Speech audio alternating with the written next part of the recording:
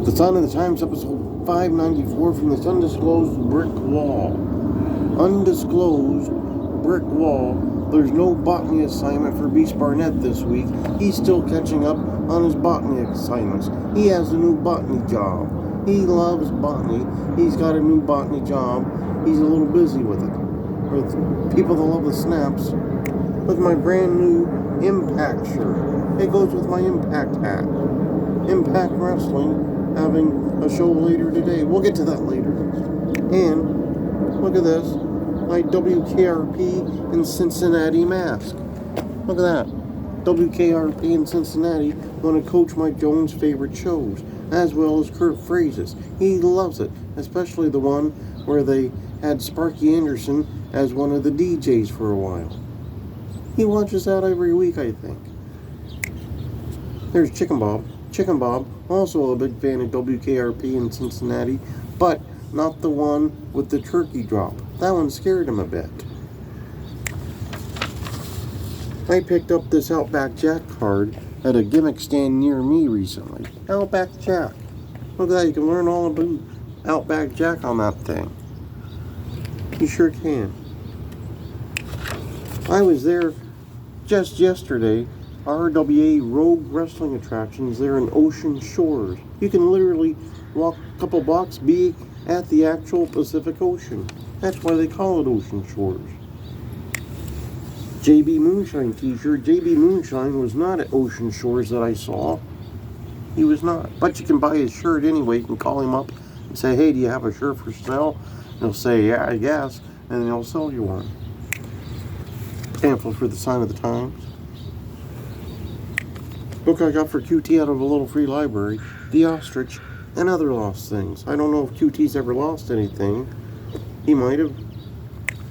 Demon and Bunny coffee. It's a very delicious coffee.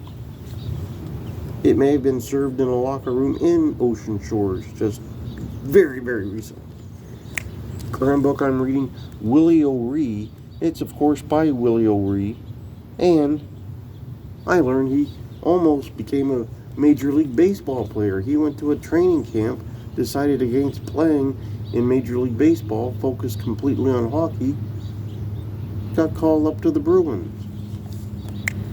The X or the Twitter, where you can follow me, but not literally. Much like Petrov does, much like Big Vicious does. They both do, but not literally. I don't see Big V crashing through this wall like he's the Kool-Aid man saying, oh yeah. Facebook, Instagram, the YouTube, which you may be watching right now, hopefully while subscribed, because otherwise Stompin' Steve gets a nervous stomach. You don't want to see Stompin' Steve with a nervous stomach. It's not a very good quality image to have. Stompin' Steve with a nervous stomach. I just picked this up at a merchandise stand near me. It is Jakari Frost autographed picture, and there he has the aforementioned JB Moonshine in a camel clutch. I don't know if Jakari Frost has ever met a camel. He might have, I can't confirm it. Members of Team Badneys, not one entire Goodney in that whole entire bunch, not one. Another proud member, Casey Carlisle. If you're old enough, you can get pictures like that at CaseyCarlisle.com. That's CaseyCarlisle.com. Home for all your gift-giving needs. Imagine if you had a whole wall of belts of your own. Casey Carlisle does. If you're smaller like Dining Idol, if you're like QT and you love pillows. There she is. There she is, a little bit sultry. Back when she was NWA Women's Champion, the NWA with its 75th anniversary show just very, very recently. There she is. Look at her there. Like a modern day Ultimo Dragon. Even more sultry. There she is with her Uncle Paul. Paul and his freak show.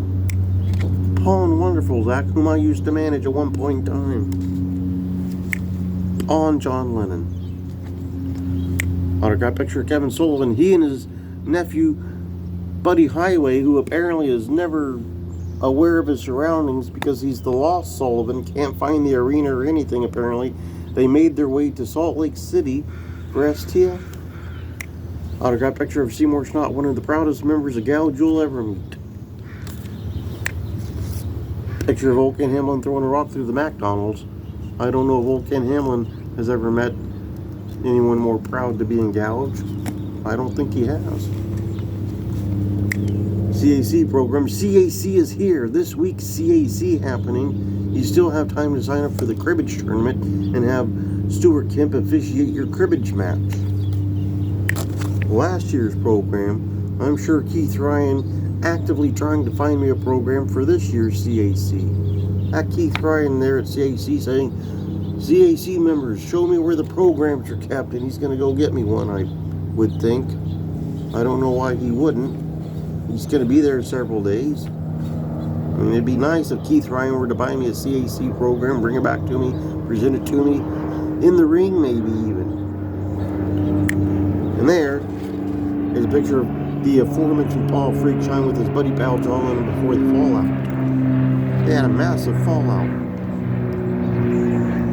Actually, no, I take that back. That's Steve New. I don't know what I was thinking. That's Steve New's office.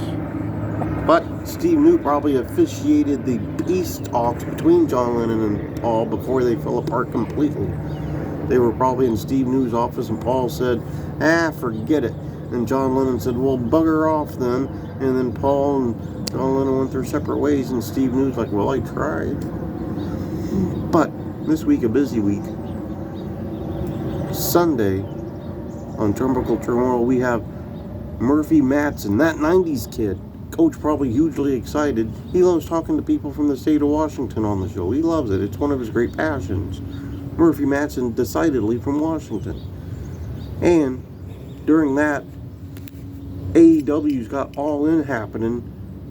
People will have to tell the match in the ring, hold on a minute, we got Turnbuckle, listen to Turnbuckle, run back. The show will probably be in the midst of a prolonged break at that point, because they go 6-7 hours.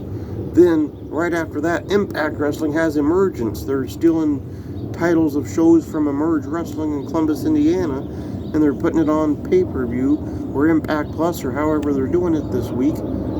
There's going to be 15 hours of live pro wrestling happening Sunday with Turnbuckle squashed in the middle of it. That's a lot going on. Coach might go into overload.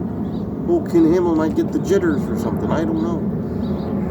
Monday, pretty much looking free. Tuesday, not much going on. Wednesday, pretty open. Next Thursday, maybe I'll watch old episodes of WKRP in Cincinnati. Maybe the one where they played softball. That was a good one. Maybe I'll follow that up with an episode of the new WKRP in Cincinnati, where most of the regulars came back, and then they added a bunch of new people, including Tawny Kitane's character, and they brought in Carlson's son for at least the first season.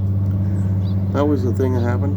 Friday, hopefully, Jason Chaos is feeling better, joins us on the show, because he is supposed to bring us